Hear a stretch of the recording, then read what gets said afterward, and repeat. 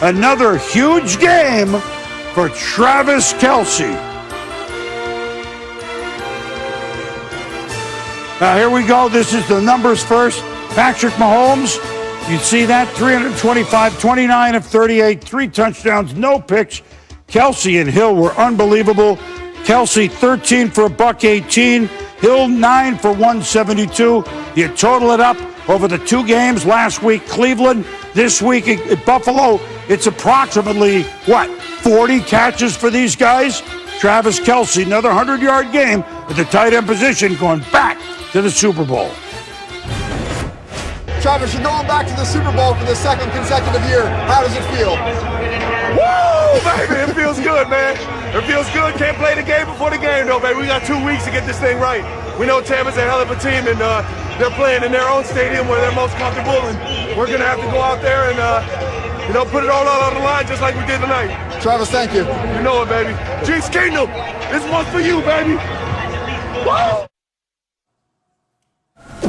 Jeff Darlington, good job right after the game with Kelce as in record book, another 100-yard. Look, this is, and I know they've won almost every game, Key. I mean, going to early October, November a year ago, the Chiefs, I think they've won every game but 2.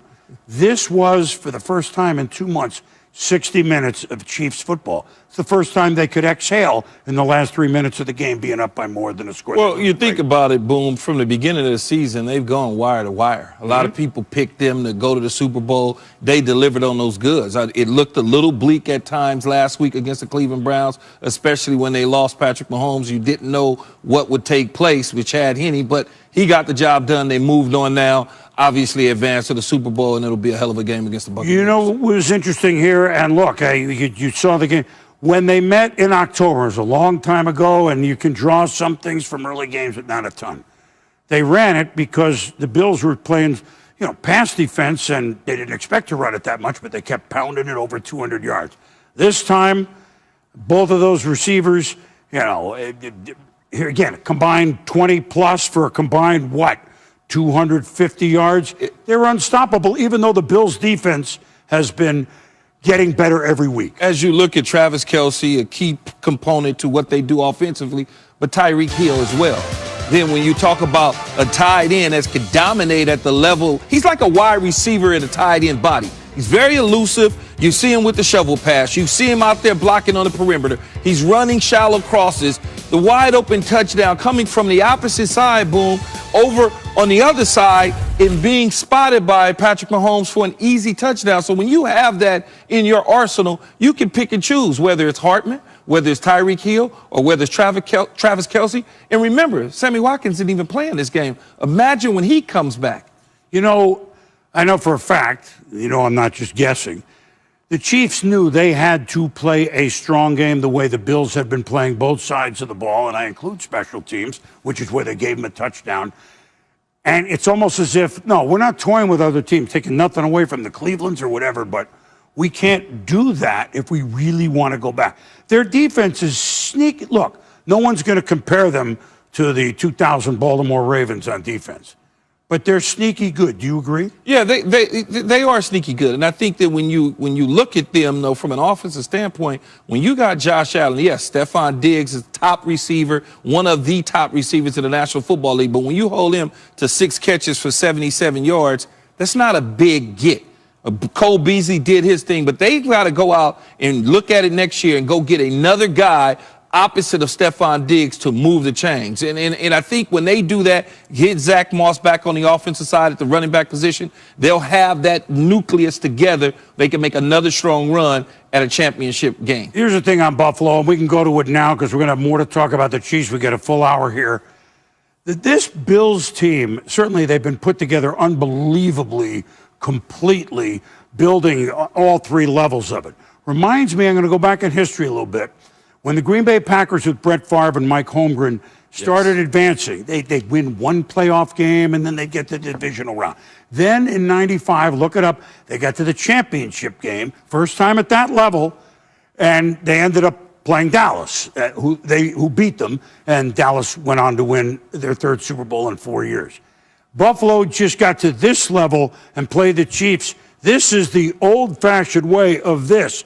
And I know you're always going to say nice things about teams at this point, but they're going to get a big-time pass rusher next year. This is a team clearly, and fun to watch, clearly just scratching at the surface of the upper echelon. I really believe that. That is true, but they got to look out for those other three teams within that division. Well, right? Miami is going to try to do something. New England will try to retool, and then the Jets will still be trying to figure it out. As long as they keep their foot on the pedal, and I think the general manager, Brandon Beam, has done a hell of a job at putting this team together. And I mean, when you think about a young quarterback in Josh Allen, didn't have a big-time receiver 2 years ago, they went out and got Stephon Diggs to pair with him so he can develop, and now he's on the verge of becoming a real MVP in this league. Look, they circled a ton of wagons this year. This was a big wagon. They're in the heartland. It is a bigger wagon that you need to circle at this point because the Kansas Bills' great season.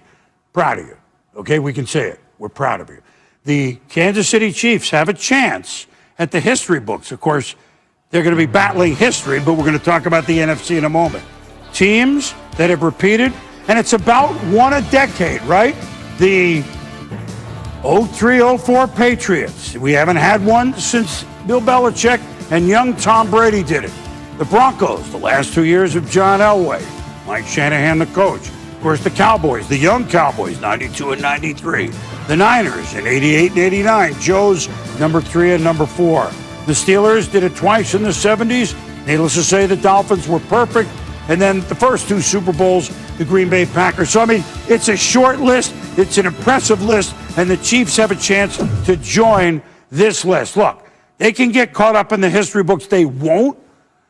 But look what they have a chance to do with everybody looking at them going into this year. And we pointed out earlier, you're the favorite. You're by far and away the favorite. You have Patrick Mahomes. You're doing this. You have Andy Reid. You've won. You're not. And they won almost every game. They did. And you say almost every game. They lost to one game to the Raiders, a division team that kind of know them. And then when you look at the loss at the end of the season, I don't even count that. That doesn't matter, right? But they kept their foot on the pedal. They continued to mash away at everything. They didn't get sidetracked with Eric Bieniemy interviewing for jobs. They didn't allow that to get in the way. They just continued to do things. And Spags continued to get the defense going in the right direction. You've got to think that the Kansas City Chiefs are going to be around for a while, Boom. I mean, you got to figure the next 5 to 6 years is going to really be special. Well, is it number 15, City. the quarterback? Yeah, that's what I'm saying. Then they will be around. Well, 15, Kelsey, Hill. They'll be around. I mean, Clyde Edwards. I mean, Andy Reid. Andy Reid. They're going to be around. Honey Badger. I mean, they're going to be, it's going to be something special. Why? They haven't won the Super Bowl yet because, did you see that list? See that guy on the top on the right, Brady? Well, if you're going to battle history, you're going to do it against, well, someone who owns that history. Tom Brady, Bucks, trying to beat Aaron Rodgers at Lambeau. And could they play a Super Bowl in their home stadium after winning 3 straight road playoff games? The NFC Championship game and a frustrated Aaron Rodgers at the end. We'll see the highlights. We'll hear from everyone when we return. There's a lot of unknowns going into this offseason now. And I'm going to have to take some time away for sure and